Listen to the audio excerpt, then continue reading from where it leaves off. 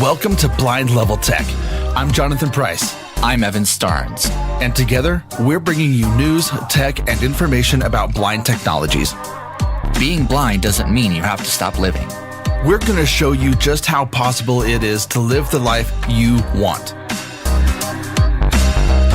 Well. We are back again, and man, oh man, it has been a weekend. Let's just say that. We've had a crazy winter storm. I think I might as well consider this like the grand finale of winter storms. And then, of course, we had St. Patrick's Day weekend, and I'm sure plenty of people celebrated and, did what you do when you celebrate. Very much beating around the bush here, but yeah. Anyway, welcome to Blind Level Tech. I am your host, Evan Starnes, joined by Jonathan Price. And yeah, Jonathan, how was your weekend? How'd you hold up with this winter storm? And what did you do during St. Patrick's Day? Well, this weekend was awesome. Actually, on that snow day, my kids were out of school for Thursday, and it was pretty awesome. We built this really big kind of snow fort around our fire pit and had this big fire pit or fire in the snow pit. And that was awesome. It was so much fun. That's great. Well, no, it didn't melt. We just built up the walls really tall, probably 5-6 feet. And just kind of surrounded the fire pit. And so it was like this big glowing orange orb looking thing in the middle of, it was awesome. It was so cool. And then we built a snow bench so that we could sit on it inside the snow shelter around the fort. It was pretty awesome.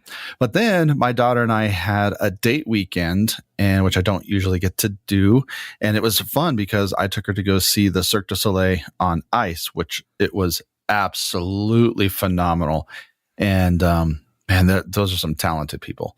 Yeah, and it was really cool. I've never been to a Cirque du Soleil show, and so this was my first official Cirque du Soleil kind of event. And we went shopping, got her a new dress, and did the hair and the nails and makeup, and got her all sorts of dolled up and got dressed up and went out Sunday. And yeah, it was just awesome. What about you? Man, can you imagine how cool an audio described Cirque du Soleil would be? I think that would be killer. Don't even know. No, that would be pretty cool. Yeah. And they probably have audio described versions of it, which would be super interesting. But I'm sure they. Yeah, it was a fun weekend. That's awesome. Yeah, I mean, this weekend Friday night I partied because it's been a long, busy week, and I just use Fridays as my excuse to be stupid and get sloshed, as you say. I love sloshed, by the way. It's one of my new favorite words to describe. I don't know. It's funny. I'm like, but yeah, then there you go. This weekend I went to my family's, and haven't done that in a while. I kind of figured I'd get out of the old apartment and, go spend time with them. And they made corned beef and cabbage, and then I had more drinks. Oh. Yay drinks. So nice. And I cannot do corned beef and cabbage. I just I don't like it. I don't blame you. It's honestly, it's not my favorite either. Mainly cabbage. I don't like cabbage. It's like eating veggie farts. I don't know how else to describe it, but grody. Ugh. And man, this week it's back up to 50. You weren't ready for that, were you? I was not ready for that. No, I wasn't. You never know what happens here. So yeah, as you guys can tell, we are kind of switching things up a little bit here on BLT. And yeah, if you like, or if you have any questions or comments or feedback for us about what we're doing here, we welcome and encourage it strongly. So you can always email feedback@aftersight.org or give us a call at 720-712-8856. In fact, we'd actually like to hear what you guys did for St. Patrick's Day. It'd be kind of fun. So if you want, call in and, tell us one of your favorite things you did, or what one of your favorite things to do on St. Patrick's Day is, and hey, maybe we'll kind of we'll play those or talk about those, but it'll be fun. So anyway, today we are going to talk about a wonderful little device that has been around for quite a few years. I think it came out, I want to say in 2020 or late 2019. And it is honestly a device, if you are a Braille reader and writer, if you haven't heard of this device somehow, I would highly recommend it to you. And it is called the Orbit Writer. So the Orbit Writer essentially is, well, I'm sure everybody is familiar with your typical Bluetooth keyboard, nothing super fancy, just a QWERTY keyboard with an on-off switch. You pair it up with your phone. Some keyboards let you do, connect to multiple devices. Some keyboards fold in half. In fact, we actually did an episode on Bluetooth keyboards too. So if you're curious, go give it a listen. But this thing is special because it is a Braille keyboard. It is thinner than an iPhone. It's thinner than my iPhone 13 Pro even. And you can put it on a lanyard. And I don't know if you can do multiple devices, but it's obviously, since it's a Braille device, it's 100% accessible. And yeah, it's just a sweet little device. So, I guess, Jonathan, can you share with us a little bit about kind of some of the specs of this thing here? Yeah, so like you said, it's pretty small. It does fit in like your pockets or purse, so it's pretty lightweight. My only gripe would be that you're carrying around another device to use a device that's accessible already. So that's my only like knock on it right from the beginning. However, you do have different navigation keys. You can control your smartphone, your computer with different kind of key combinations. It does work with iOS, Android, Windows, Mac OS, Fire OS, Chrome OS, and Linux devices. So it quite literally works with everything, just about everything mainstream, because it's Bluetooth. So if you have any sort of Bluetooth display or Bluetooth attachment, it'll just work. So there's no software to install. It does have a fast battery charging, about 3 days roughly of operation. You can charge it from dead to full in about 2 hours. Good haptic feedback for different actions and settings. And do you want to go through a physical description of it, or do you want me to give that? Well, yeah, actually, I think a physical description would be awesome. Unfortunately, I don't have one on hand that I can demonstrate. Jonathan, you pretty much nailed it with the specs there.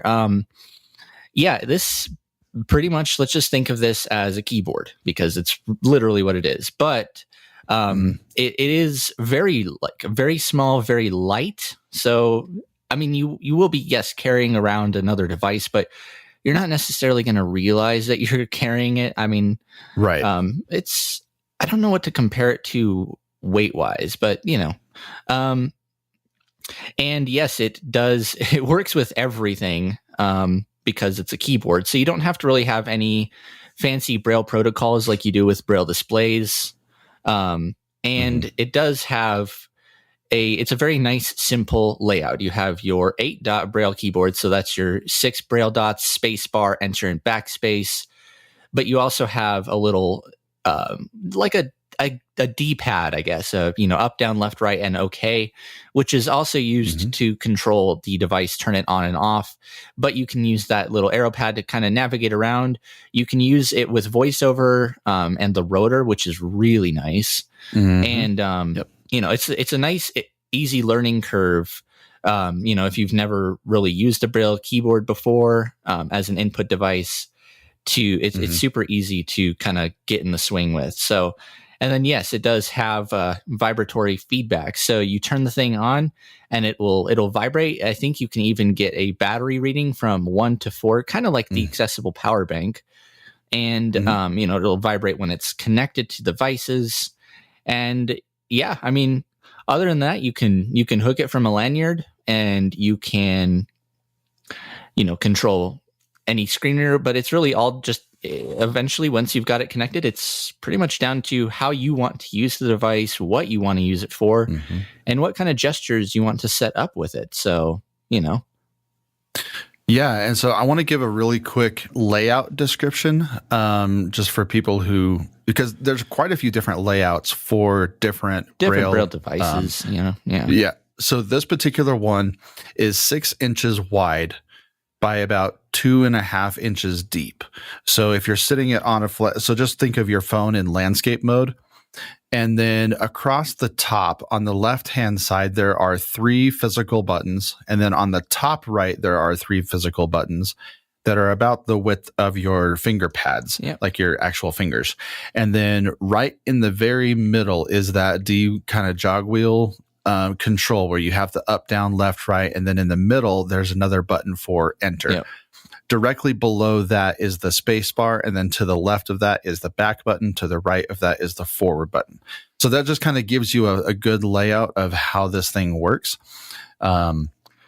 Or the physical dimensions. So yeah, it's kind of cool. And price wise too, this is, since you've basically taken the whole Braille display element out of this product, price wise, you're looking about around $100. So, yep. Anyway, this device is incredibly handy and I would highly recommend it. And it is also useful for, well, you can use it for literally anything. In fact, it's super nice to, I've done this with Braille displays. If your phone's dead, but you still want to, watch YouTube or listen to music, and you got Bluetooth headphones, throw your Bluetooth headphones on, plug your phone in, and then just carry this little thing around, and you've got full control over your phone if you're a voiceover user, and whatever, the possibilities are pretty much limitless. And of course, that means you can also use it to order different kinds of food. Now, this device, while useful, there are some alternatives to if you don't want a physical device to carry around, or if you want something built in.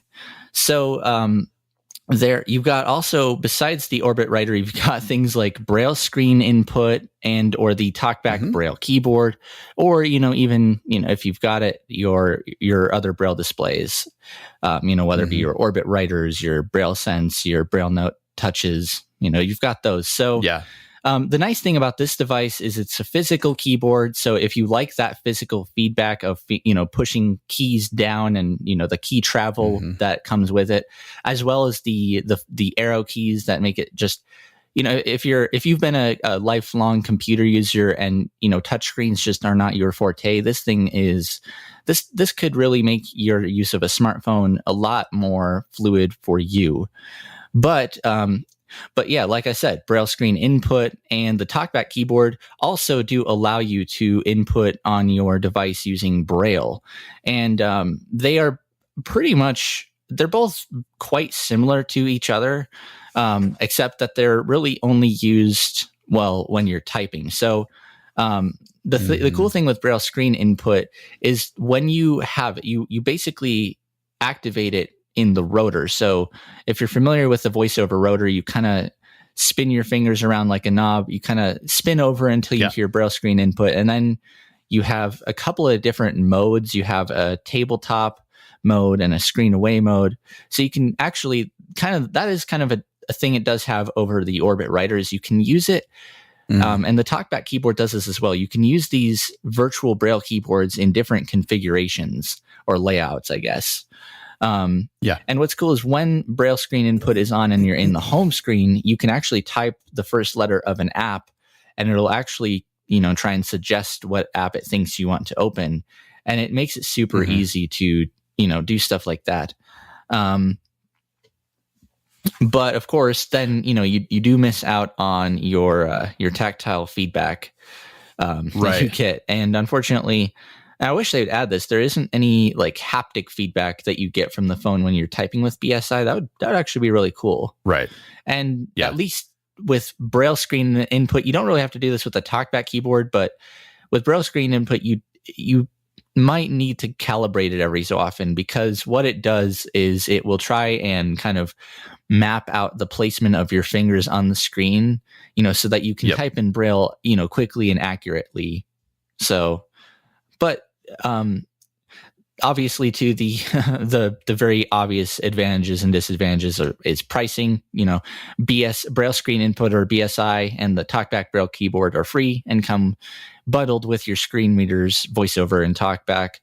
This device, it's $100, but I always think it's totally a worthwhile investment. So but it's been around for a few years, quite popular. I see a lot of my friends use it. I wish I was one of those. I'm unfortunately one of those and it's really slow. I'm one of those, either I dictate everything all the time or I do touch typing kind of, or it's called direct touch typing. It's essentially where you have your on-screen QWERTY keyboard. You kind of drag your finger around to each letter, lift your finger up to type it. It works well. It works well enough. And some people can get really quick at it, but with Braille screen input though, I mean, as fast as you can type Braille is as fast as you can type on your phone. So I saw one a couple of days ago and I was trying to find it for this episode, but it's kind of like the Orbit, but instead of having the keys on the front face, it's kind of shaped like a remote control, like for a video game, but it's on the back. And so it's a very ergonomic and handheld. So when you're holding like a video game controller, like a PS, a PS2 PS5 or PS2, yeah, like any sort of thing that, it's very old style ergonomic keyboard. The touch pads are on the back and they're physical buttons, and so you have 3 on the left and 3 on the right. But the front, back, and spacebar are on the front of the device, and so you're using it just like you would a controller, a game controller. It's super interesting, and so I'm going to try to keep finding that, and hopefully I can send that out. Yeah, because it'd be definitely a fun device to cover. Really, ultimately, what it sounds like is an Orbit writer that's been oriented to screen away mode, which. Oh yeah, kind of, yes. Because screen away mode with Braille screen input is very much like that. You have your dots 1, 2, 3 on one side, 4, 5, 6 on the other, and then the other difference. And I completely spaced on mentioning this with Braille screen input versus the Orbit writer is actually you don't have a space bar. You swipe right and left to go space and backspace. So that's kind of one other key difference I completely spaced out on. So, but. One thing I definitely am not spacing out on, mainly because my stomach is making the rumblies, is some good food. And it's not quite time for lunch, not even close, but it's going to be on my mind. So I believe we have reached one of our most well-known and favorite sections. The Sandwich of the Week. So yeah, Jonathan, I'm going to have you go first this time and put you right on the spot. But what is your sandwich of the week this week? So I did this one several months ago, but because it was so cold outside and because I just didn't feel like cooking, I went with the classic Sloppy Joe. Yum. And we did Sloppy Joes and we did chili, and it was just fantastic. And so it's hard to go bad with the Sloppy Joe. No, 100%. Well, I feel like mine's a lot more of a traditional kind of sandwich, but I'm also feeling simple. And honestly, like even after they're gone, cold temperatures just kind of bring my motivation level totally down. I don't know how they do it, but I'm just going to go with a simple. I've got some roast beef and I've got some really good I think it's Colby Jack, actually, one of my favorite kinds, and mustard. So it's just going to be for me today a roast beef, Colby Jack and mustard, basic little sandwich. Kind of like what I grew up eating. Very good. Still really good. Very simple, classic, elegant. You know what they say: simple is always better. Often, no, that's right. That's right. Not always the case, but in most cases. Yeah. Well, anyway, for sure. Jonathan, do you have anything else to add about the Orbit writer, BSI, the TalkBack Braille keyboard, or anything else that we've covered today? Yeah, if you guys have any suggestions or products that you want us to cover or would like some more information about a product, let us know. You can email us at thatfeedback@aptosight.org or call us the 720-712-8856 number. But then it's whatever fits in your hand and feels the most appropriate to you, get that. Don't necessarily get something because we necessarily recommend it or because we like it or because we don't like it. We have our opinions, and our opinions are our own, and your opinion is going to differ from ours. And we appreciate that. We want there to be a differing of opinions because your functionality is not going to be the same as ours. Nope.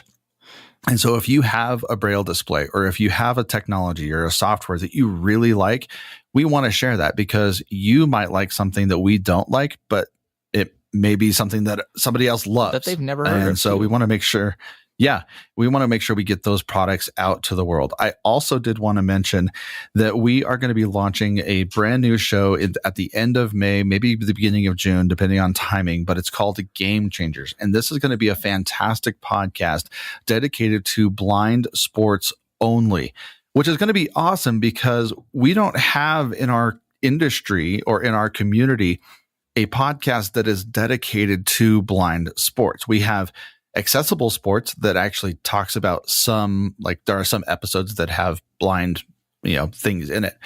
But when we were researching all of this, I mean, there are blind athletes all over the world. Yep. I mean, the Olympics, both summer and winter, there's extreme sports, camping, hunting, fishing, cycling, anything outdoors, anything indoors. And there's so many amazing adaptive technologies specifically for the blind community. And we wanted to cover that. And so that's going to be coming in May. So if you have a guest, and we're also looking for a co-host for that show, I'm going to be moving away from this show. I'll still be producing it for the most part. But then I'm going to be hosting and doing the Game Changers podcast. So that's going to be super awesome. So look for that at the end of May. Indeed. And if you, I guess one thing, just kind of to wrap this whole keyboard episode up, I guess, is, if you are a Braille lover, if you eat, sleep, drink, Braille, whatever,